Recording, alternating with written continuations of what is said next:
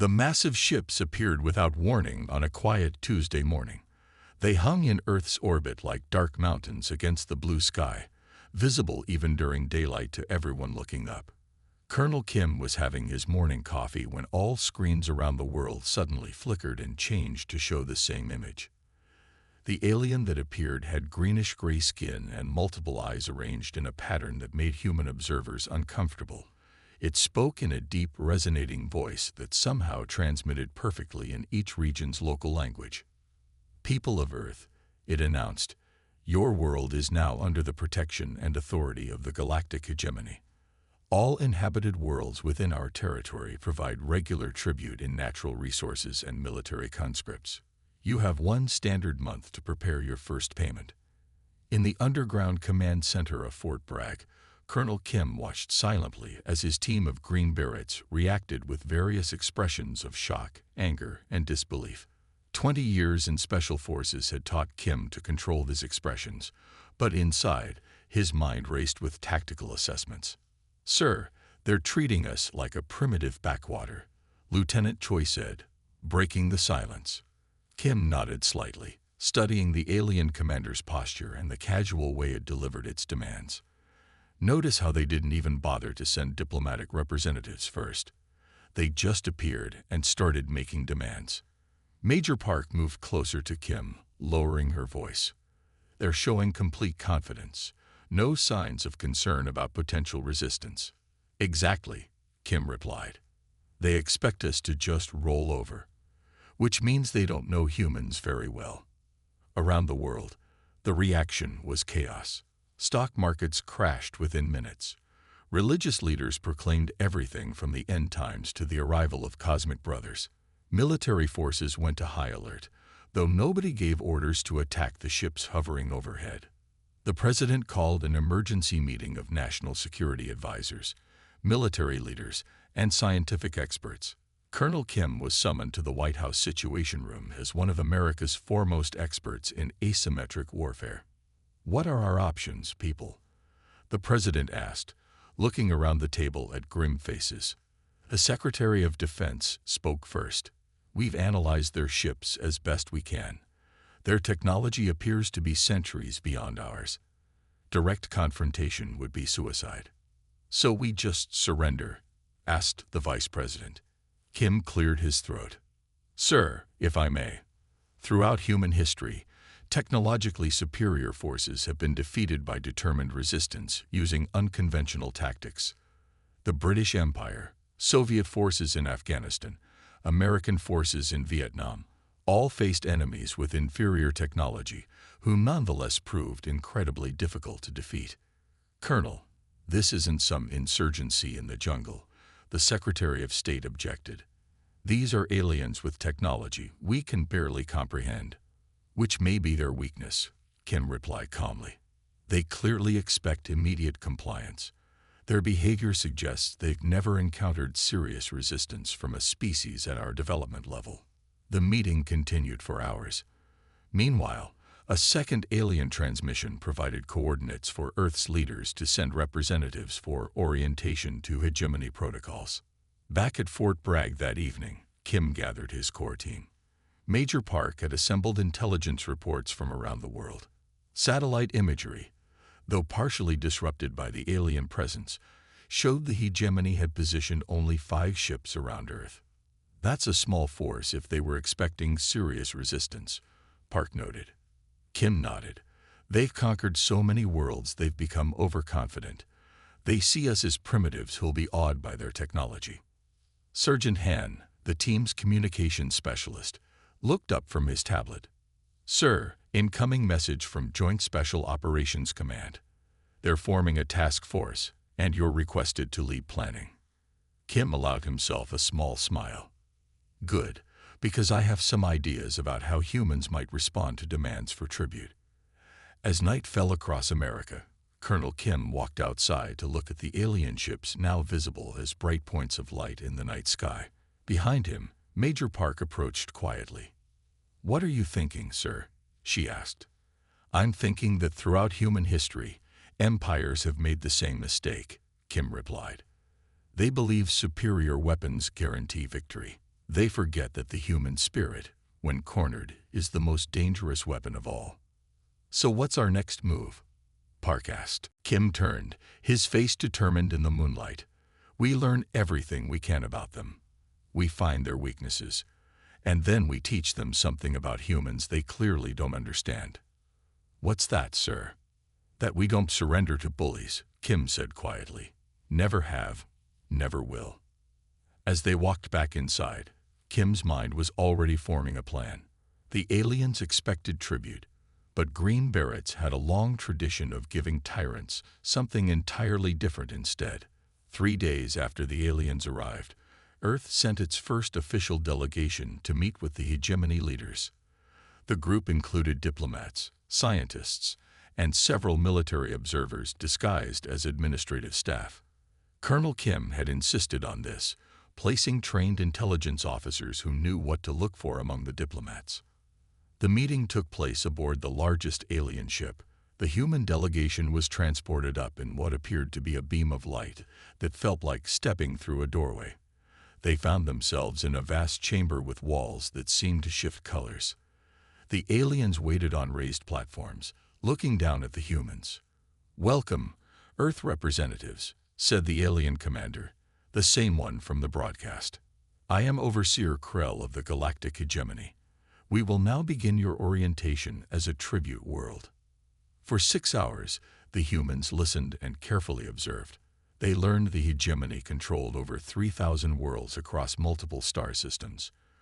Earth was classified as a Class 3 development world, a designation that clearly amused the aliens. When the delegation returned to Earth, they gathered at a secure underground facility to share what they had learned. Colonel Kim, a tall Russian with a weathered face, approached Kim. "Colonel Sokolov, Spetsnaz Alpha Group," he said in accented English, extending his hand. "My government sends their regards and says to tell you we are at your disposal." Similar introductions followed as the elite warriors gathered around a large table where Kim had laid out what little they knew of the alien ships. "We have different languages, different methods, different histories," Kim told the assembled operators. "But we all share one thing. We are trained to be the ghosts that superior forces never see coming. The hegemony thinks humanity will simply bow down. We're going to teach them otherwise." As the international team began training together, sharing techniques and developing new ones for the unique challenge ahead, Kim felt a growing sense of determination. The aliens had conquered hundreds of worlds, but they had never met humans before. They were about to learn why that was a serious miscalculation. In the darkness of night, 2 weeks after the aliens arrived, Colonel Kim's international team gathered at a secret airbase. 24 operators from 8 countries wore black uniforms with no insignia. They carried no standard weapons, only small devices created by Earth's best scientists based on observations of alien technology. "Operation Defiance begins now," Kim said quietly.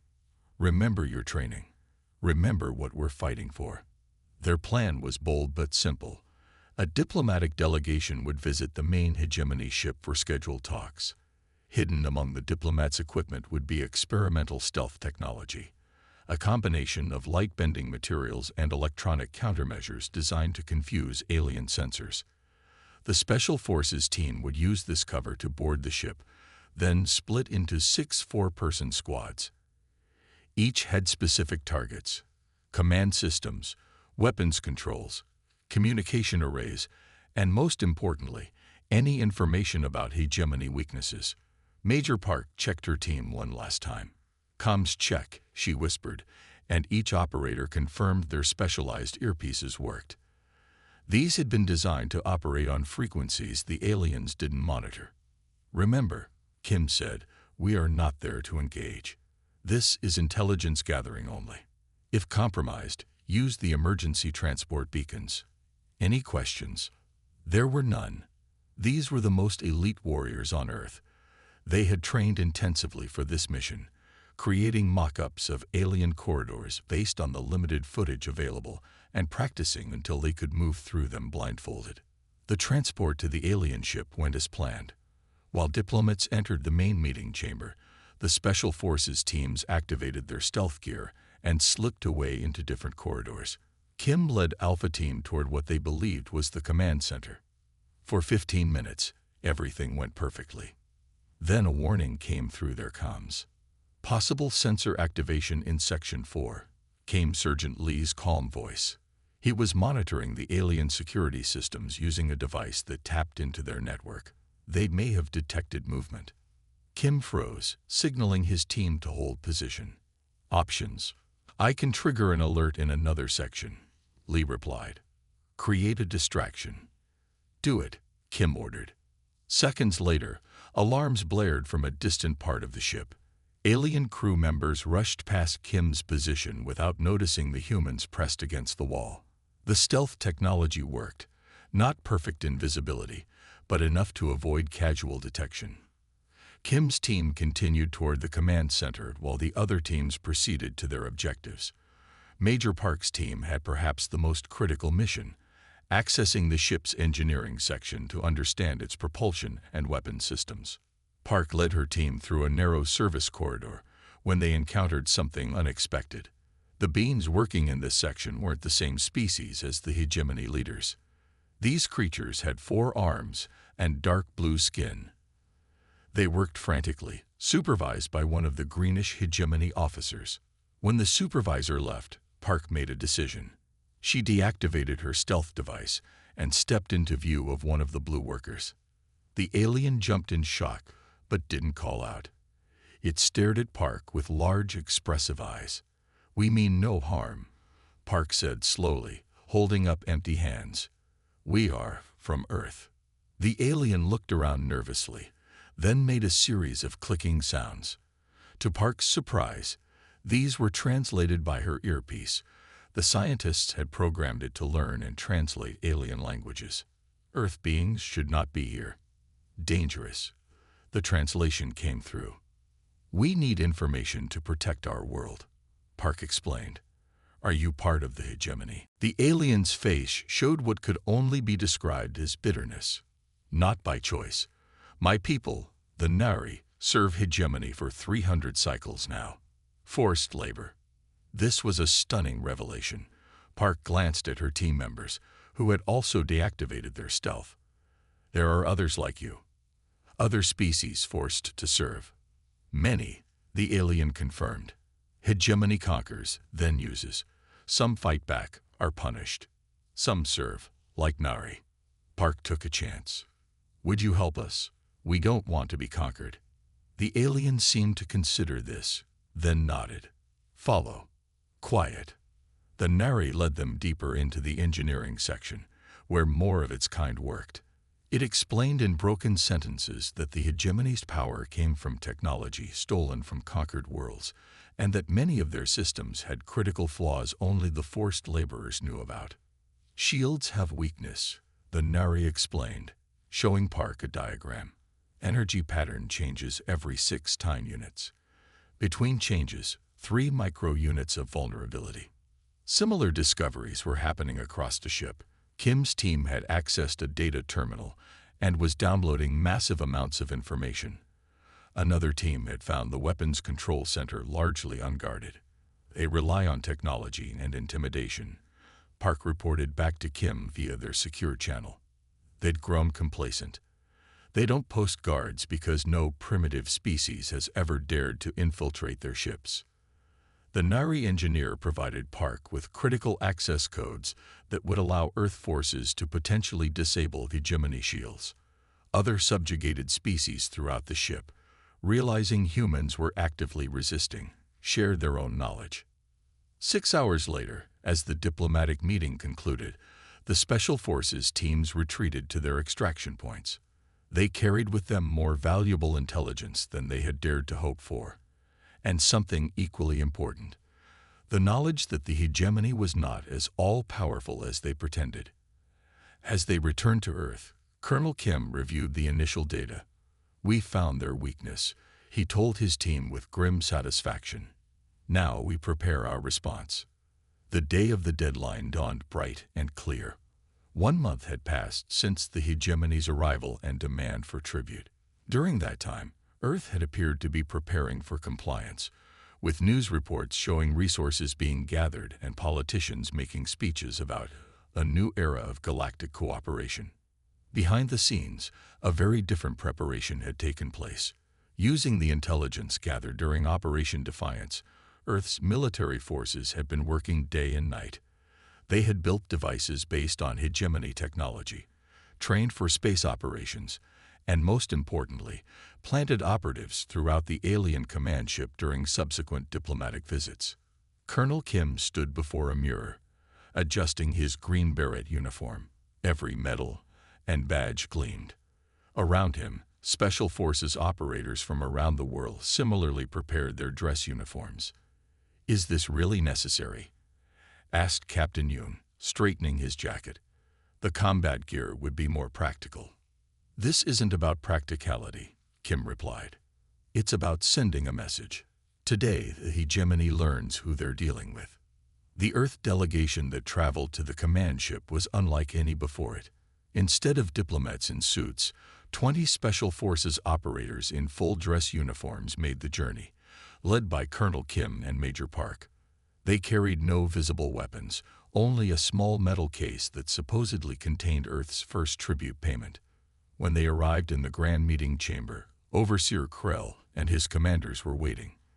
The aliens looked smug, clearly expecting to receive Earth's surrender and payment. "What is this?" Krell asked, looking confused at the military delegation. "Where are your civilian leaders?" "They sent us," Kim replied simply, stepping forward. "As representatives of Earth's defense forces." Krell seemed amused. "Defense forces? You have no defenses against us. Your primitive weapons would be useless." "Perhaps," Kim acknowledged. "Yet here we are." The alien commander gestured impatiently. "Have you brought your tribute, or do we need to demonstrate our power by destroying one of your cities?" Kim stepped forward, his face calm. "We've prepared our response." He nodded to Major Park, who opened the small metal case and removed what looked like a simple communicator device. Park pressed a button on the device. For a moment, nothing seemed to happen. Then alarms began to sound throughout the ship. "What is happening?" Krell demanded, his multiple eyes blinking rapidly in what humans had learned was a sign of distress. "Let me explain," Kim said, maintaining his calm demeanor as alien crew members rushed about in confusion. "For the past month, we've been studying your ships, your technology, and your methods. We've identified several weaknesses. Throughout the ship, small devices previously planted by Earth's operatives activated simultaneously. These devices, designed based on Nari engineering insights, sent targeted energy pulses that disrupted key hegemony systems. Weapon controls locked up. Internal sensors went offline. Communication arrays failed.